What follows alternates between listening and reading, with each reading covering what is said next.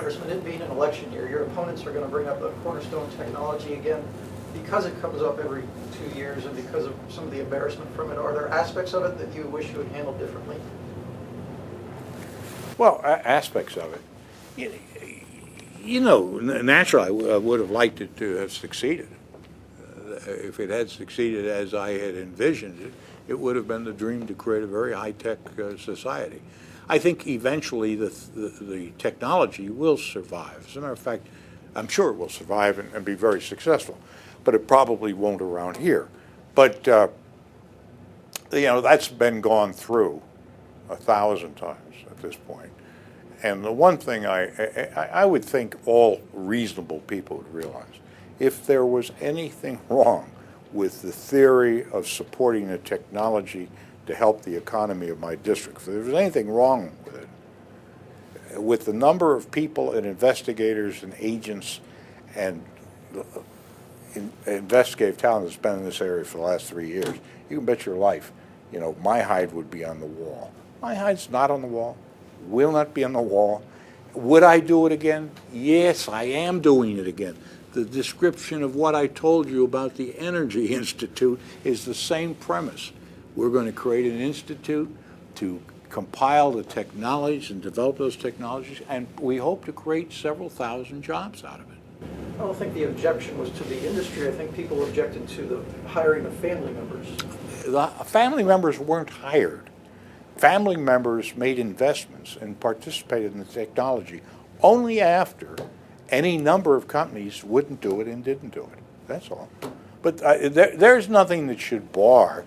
I don't know what the argument is on that family members. They invested their money, and like anybody else, they lost their money.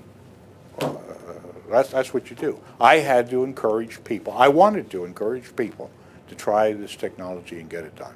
And that's what I did. I'm encouraging right now the institutions that will participate in this consortium. They're going to invest money, initial seed money. I'm helping them with huge other federal money. And our end is to develop the finest center that we can have that will be the model for the country. We think we have the opportunity to do that. It's no different. Look, I've done this several times. I'm doing it now. I tried it with Cornerstone. I did it successfully with Earth Conservancy. I don't see anybody getting into Earth Conservancy and complaining about it. I brought federal funds in. We took a bankrupt landmass. We've corrected that landmass. We've developed that landmass. We've kept that land in the protective use and green belt for all of the people for 20 years now, 15 years. We've had successes, but you're going to have failures. If I weren't willing to stand up and take the chances of coming up with what I think are good ideas and trying to develop them, I'd do nothing. If you want a congressman that takes license plates back and forth to Washington, elect him. I didn't run to do that. I don't want to do that, and I wouldn't waste my time doing that. My job is to try and understand some of the things that are necessary to help this area, help this state, help this nation to the best of my ability. And I do understand an awful lot about technology. I'm not an expert in it, but I understand how it can drive a market. I spent a good part of my life in that area. Last question I would have for you today would be the Interstate 80 tolling. You suggested that perhaps you would become involved in that situation in some way in terms of transportation funding for the state. Can you tell us any more about where you stand on that, what your thoughts are? Did I notice my name in the editorial compliment? I didn't think. See, that's an example of how when you put yourself out on the limb to do something, which I did on tolling 80. And I did have my name in the articles when it was still pending. But victory came, and damn, the press forgot who led the fight.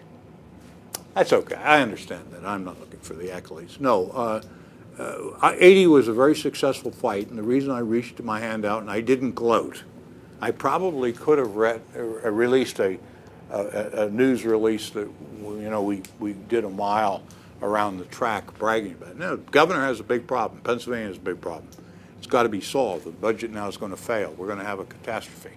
We're going to have 2 sessions of the legislature operating at the same time before an election. Nothing will get done. We're going to be at crisis by the time the summer comes. And we're going to put off for a year, 2 years, the maintenance and construction of our highway systems, which are vitally necessary. I disagreed with the decision of the legislature on how to get there, because I don't believe one area of the country or one area of the state should pick up the cost for all the other areas of the state. But I had readily said, and I still do, if the governor and the legislature wants to toll every interstate highway system in Pennsylvania on a common basis, then we're all competitive, and then the money can flow. I don't think it's necessary. I think there are other ways of arriving at it. But don't try and gouge northern Pennsylvania to take care of southern Pennsylvania. And I happen to be extraordinarily familiar with the flow of industry and jobs in northern Pennsylvania, and this was going to be a choker for us. So we just didn't need it. Now, I don't consider it a victory. The victory will come when we're able to come together as citizens of Pennsylvania and solve the shortfall to take care of our highway system. And let me tell you, I think there are some remedies out there that could easily be handled, one of them being extraction tax of gas. They ought to be working down there right now to make sure that we're going to get an adequate extraction tax out of the gas field. They're not doing it. We're only 2 of 50 states in the union that have a failure of having an extraction fee. Why? It doesn't make sense to me. Congressman, I want to thank you for your time. I think that's... Oh, I do have one question because it's news-based. Justice Stevens is going to announce his retirement. Do you have any thoughts on what day might come up and what that process will be this summer? No, other than, I don't know, I read something, I don't know, was it this paper or the other paper, in terms of somebody recommending the seat be left open. Good God forbid. We've got also politics in the Supreme Court, unfortunately. No, what we need is a sound, moderate voice on the Supreme Court. I will hope that President Obama doesn't reach either to the extreme left or to the extreme right.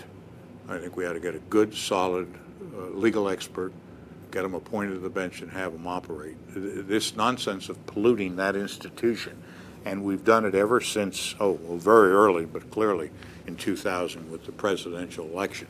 We saw its dysfunctionality, and now we've continued it for 10 years. If we continue, we lose an element, an arm, a leg of the stool, if you will. Our system will not function if we do not have a adequately constituted Supreme Court. So, who do I have? I have no candidate in mind. We have a lot of good judges in the country, a lot of good lawyers in the country.